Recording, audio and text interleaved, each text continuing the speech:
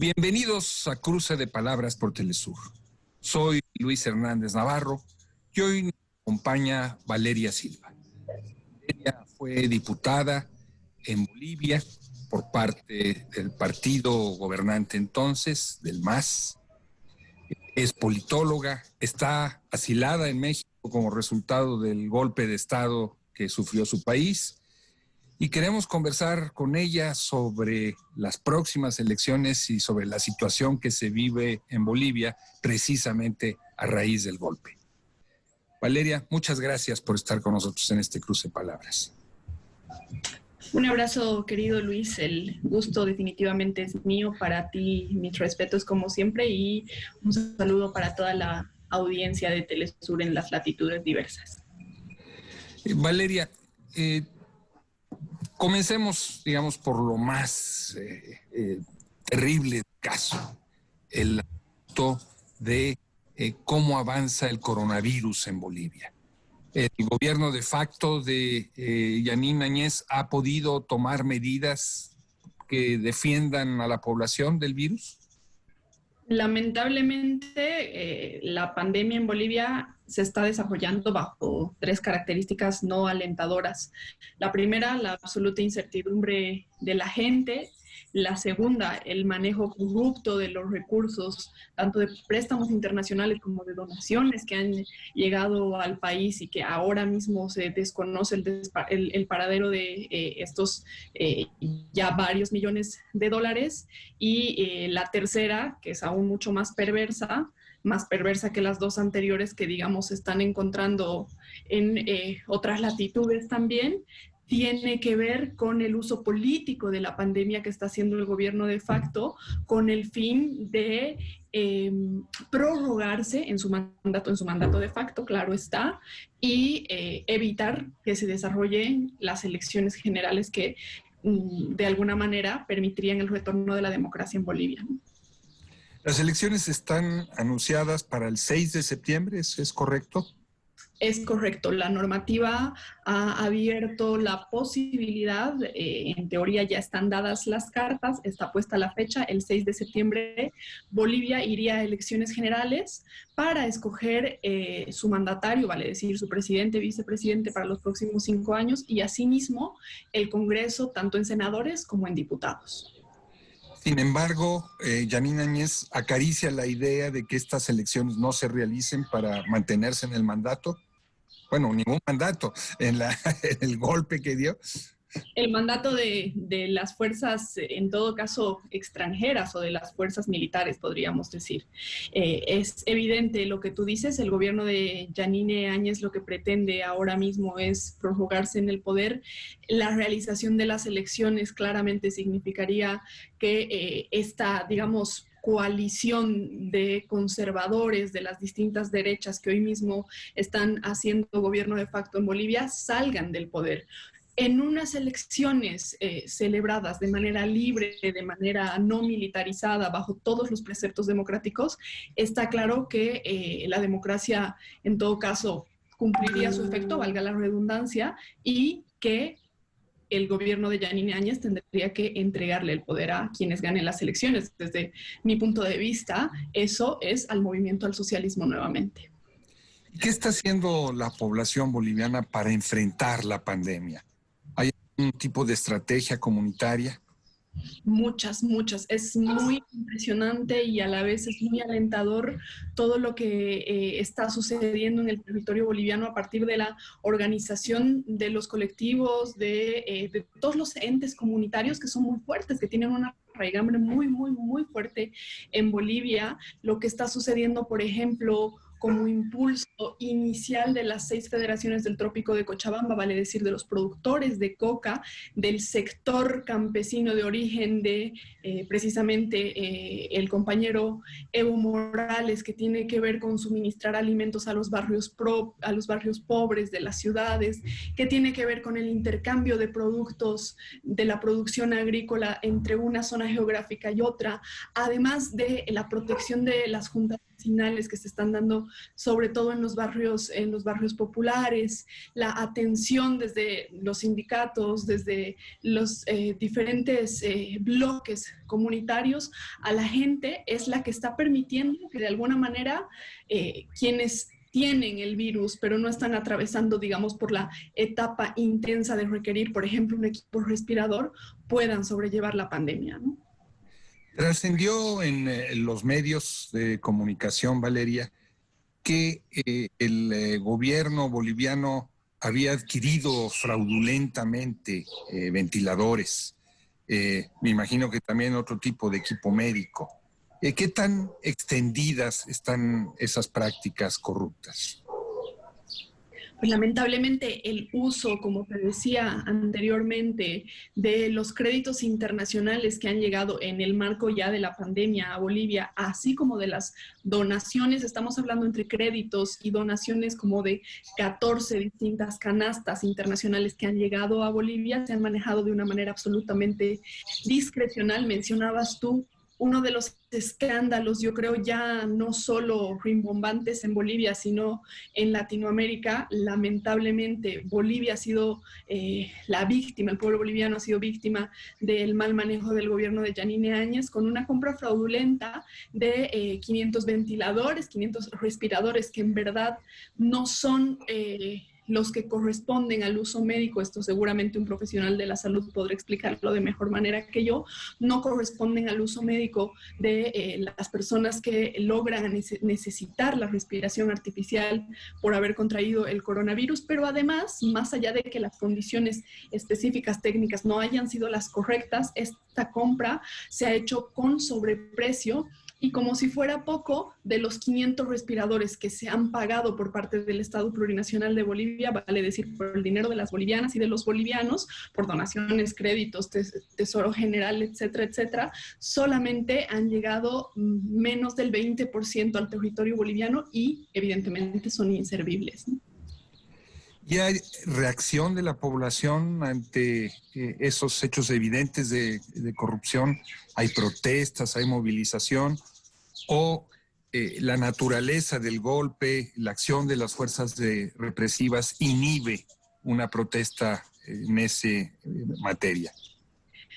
Hay una ola de malestar y de protesta social bastante importante en Bolivia ahora mismo, porque estos hechos de corrupción, por ejemplo, la compra de los ventiladores, han estado acompañados o orquestados de hechos bastante lamentables de parte particularmente de Yanine Áñez y su entorno familiar. Por ejemplo, el uso de aviones públicos, aviones del Estado para mover gente, amigos y familiares de la presidenta Áñez, la presidenta de facto Áñez, para celebrar cumpleaños, para celebrar fiestas, una serie de elementos, corrupción, uso de bienes del Estado, en fin, uso discrecional de los recursos, ha hecho que la población hoy mismo esté absolutamente descontenta. El nivel de descontento de la gente respecto del manejo de la pandemia y en general del manejo político y económico de Bolivia en este momento es muy amplio. Evidentemente hay un control territorial y militarizado bastante profundo. Vale apuntar en este caso que las Fuerzas Armadas y la policía, no así los médicos, por ejemplo, han sido dotados de recursos extra en este contexto de la pandemia en Bolivia. ¿Qué quiere decir esto? Que la prioridad del gobierno de Yanine Áñez es la represión, no así la atención en salud a los afectados por la pandemia. Todo esto hace que evidentemente la protesta social esté bajo la lupa, esté evidentemente en muchos riesgos. Sin embargo, este tejido del que te hablaba anteriormente, este tejido fuerte, comunitario, que tiene una porción importante en su ADN de construcción indígena, de construcción obrera, etcétera, etcétera, está perviviendo y está logrando que en muchas de sus decisiones incorrectas, corruptas y fraudulentas, el gobierno de Yanine Áñez tenga que retroceder, y así mismo se está generando a partir de esto una fuerte presión e interesante presión internacional que está haciendo también que en muchas cosas el gobierno de facto retroceda. Valeria, una de las cosas en las que la administración del presidente Evo Morales trabajó fue en fortalecer el sistema de atención sanitaria en Bolivia. Estaba muy retrasado, muy rezagado, muy desmantelado antes de su llegada a la presidencia. Este sistema ha permitido enfrentar más o menos la pandemia, o la corrupción lo hace realmente imposible. Para ser honestos, pienso que el sistema de salud boliviano no, así como el argentino, así como el mexicano, así como el de la mayoría de las latitudes latinoamericanas, exceptuando Cuba, podríamos decir que hace poco ha anunciado que ha erradicado el virus en su territorio. Podríamos decir que realmente no ha estado preparado para asumir todo lo que implica el manejo de una pandemia que hasta hoy mismo no tiene ningún tipo de resguardo para la población en términos de vacuna, de antiviral, etcétera, etcétera. Sin embargo, se ha creado una falacia bastante poderosa, digamos, en las últimas semanas, en los últimos meses en Bolivia, en torno a que durante los 14 años de gobierno del presidente Morales, en el ámbito de la salud no se ha hecho nada y que la actual crisis que se está viviendo en Bolivia más o menos responde a estos 14 años de mal manejo de la salud del presidente Evo Morales y de su gestión en salud, lo cual es absolutamente falso. Vale recordar que durante la gestión del presidente Morales se han otorgado ítems para el rubro, para el ámbito de la salud, como nunca antes se había hecho en la historia en la historia republicana de Bolivia, por un lado, y por el otro, evidentemente, cuando uno mira la Bolivia de hace 13 años, hace 14 años, la que recibió el presidente Morales, es muy fácil recordar, sobre todo los índices de desarrollo humano, los índices de los organismos internacionales, a aquella Bolivia que competía en pobreza casi en todos los ámbitos con Haití por el primer lugar. Eso ha cambiado bastante. Por supuesto que los avances en salud han sido fundamentales para modificar estos índices, sobre todo de desarrollo humano, pero por supuesto, ninguna sociedad y ningún Estado, al menos en Latinoamérica, pero exceptuando Cuba, pareciera haber estado listo para atender al 100% las necesidades de la pandemia, ni siquiera las sociedades europeas, vamos. ¿Te parece si vamos a una pequeña pausa? Claro que sí. No se vayan. Regresamos en muy breves instantes.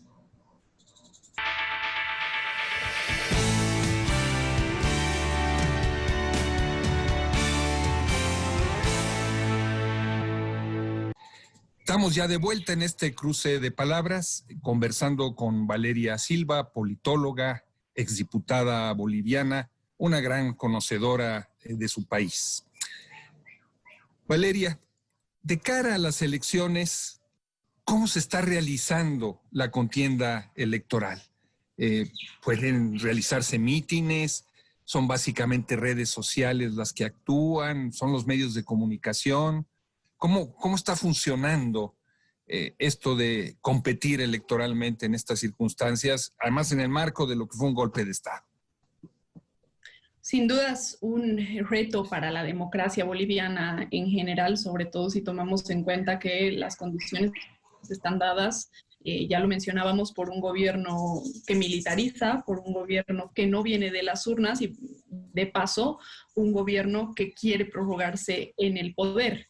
Ese es su deseo de prórroga en el poder está también vinculado con el desarrollo de las elecciones. Recordemos que la presidenta de facto, Yanine Áñez, hoy mismo es candidata a la presidencia hacia las elecciones del 6 de septiembre, por lo que el tablero claramente no es un tablero diseñado en justicia, vamos a decir en términos muy sencillos. El desarrollo de la contienda o de la campaña hacia la contienda electoral, sin dudas también es complejo, es distinto y es retador para las fuerzas políticas. Lo está haciendo también para el movimiento al socialismo, que es una fuerza política de calle, que es una fuerza política de territorio, de mercados, de barrios, de plazas, etcétera, etcétera, y que ahora mismo está, vamos a decir, de alguna manera sorteando las dificultades que implica la pandemia e intentando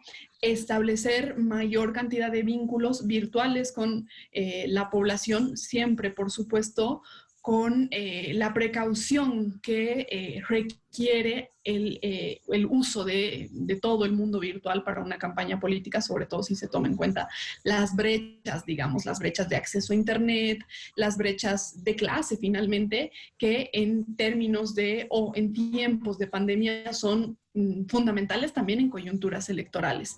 Sin embargo, vale destacar que a pesar de todas estas a pesar de todos estos obstáculos para el desarrollo normal de una campaña electoral, la población ha respondido muy bien. Todos los sondeos, todos los estudios y todas las encuestas, hasta ahora publicadas y proyectadas, demuestran que la gente quiere ir a las urnas, que la gente el 6 de septiembre quiere recuperar la democracia, e incluso aquellos que todavía ponen, digamos, en duda el hecho de que el gobierno de Yanine Áñez sea un gobierno de facto y en todo caso lo denominan un gobierno de transición, incluso aquella población quiere que el 6 de septiembre este asunto se resuelva por la vía de las urnas. Hay, por supuesto, un obstáculo fundamental en esta tarea, que es el hecho, ya lo decía, está todo absolutamente conectado, el hecho de que Yanine Áñez hoy es la primera mandataria de Bolivia, de facto, claro está, es candidata y es quien está conduciendo el manejo de la pandemia. Por lo tanto, se ve que esta candidata, que es a la vez primera mandataria, está haciendo absolutamente todo lo que está en sus manos para que la crisis sanitaria, la crisis del COVID, sea mucho más profunda hacia el 6 de septiembre y de esta manera se evite la realización de las elecciones. O sea, tú dirías que el hecho de que la atención no sea la que se requiere para enfrentar el reto del coronavirus es parte de un cálculo político, no solamente es incapacidad, no solamente es torpeza, hay una apuesta política de parte de Yanine Áñez. Definitivamente no podrías haberlo dicho de una mejor manera, Luis. Si se recuerda, se tenía una primera fecha para desarrollo de elecciones el 3 de mayo en Bolivia. Esta fecha, por impulso del Ejecutivo de facto, fue postergada y finalmente, luego de la presión social, de la presión internacional y de un cumplimiento que ya no puede burlarse en términos normativos, se establece una segunda fecha, que es la del 6 de septiembre, luego de una negociación amplia entre diversas fuerzas políticas, ojo, no la fuerza política de Yanine Áñez, para ir finalmente el 6 de septiembre a las urnas. Se manejaban otras opciones de fecha, los movimientos sociales incluso solicitaban que las elecciones se desarrollen el 25 de julio, o perdón, en alguna fecha de julio, pero se llega a un acuerdo político comandado por el Tribunal Supremo Electoral, del cual el Movimiento al Socialismo es parte, para ir finalmente el 6 de septiembre a las elecciones. Lo que hace el gobierno de Yanine Áñez al frente es retrasar cualquier tipo de buena gestión en favor de controlar la pandemia, de poder dar la mejor atención a la gente en términos de salud, en términos de gestión económica, a la gente en el contexto de la pandemia, para así poder sostener esta hipótesis que ellos plantean. La curva, o mejor dicho, la parte más alta de la curva en la pandemia, el pico de la pandemia, va a ser en septiembre. Esto es lo que ellos dicen para tratar de evitar que se desarrollen las elecciones del 6 de septiembre y de esta manera seguir prorrogándose en el poder y ver qué elementos se les van presentando en el camino para así garantizar que las elecciones no se desarrollen de manera libre y con un objetivo claro, específico y fundamental para ellos, la proscripción del movimiento al socialismo. Simultáneamente, a propósito de la última parte de tu intervención, se está hablando de anular la participación electoral del movimiento al socialismo, argumentando, entiendo, que se han hecho por parte de su candidato a la presidencia, la difusión de encuestas electorales, lo que estaría prohibido. No sé si estoy otra vez en lo correcto, pero sí está entonces esta presión por ilegalizar al MAS. Sí, hay un objetivo, yo creo que fundamental en el gobierno de facto, particularmente y en algunas fuerzas políticas conservadoras antidemocráticas, que no ven ninguna posibilidad de triunfo en elecciones si es que el movimiento al socialismo está en las urnas. Vale decir, y en términos muy sencillos, que solamente le ganarían al movimiento al socialismo si este no está en la papeleta de las próximas elecciones. Eso es lo que pretenden. A día de hoy se tienen, si no me equivoco, 7 denuncias presentadas ante el Tribunal Supremo Electoral por parte de las fuerzas políticas conservadoras para inhabilitar la candidatura de Luis Arce Catacora, nuestro candidato a la presidencia, quien fuera el ministro de Economía del gobierno del presidente Evo Morales y el artífice y el ideólogo del modelo económico exitoso que ha llevado a Bolivia a lugares bastante apreciables en la comunidad internacional respecto de la economía, pero ya no solo es contra el candidato, ya no es solamente contra él. Hicieron varios intentos de voltear la candidatura de Luis Arce, que es una candidatura bastante prometedora según estudios, sondeos y encuestas, acompañada de la candidatura a vicepresidencia de David Choquehuanca, quien fuera un indígena aymara, quien fuera nuestro canciller por muchos años también, sino que ahora mismo están ya afilando, digamos, un poco más esta estrategia, pretendiendo que toda la lista del movimiento al socialismo y la propia sigla quede al margen del desarrollo de las próximas elecciones. A Luis Arce le están buscando, como tú bien mencionabas, este asunto de la supuesta difusión de datos de encuestas, le están buscando 1001 pretextos en su gestión como ministro de Economía para iniciar algún proceso penal que lo inhabilite como candidato y otra serie de artimañas que ni siquiera vale la pena mencionar, que tienen claramente el objetivo de sacar al movimiento al socialismo de la papeleta hacia las próximas elecciones. En estas elecciones la derecha se presenta dividida. ¿Cómo fue que no pudieron articular una candidatura única o no la necesitan, Valeria?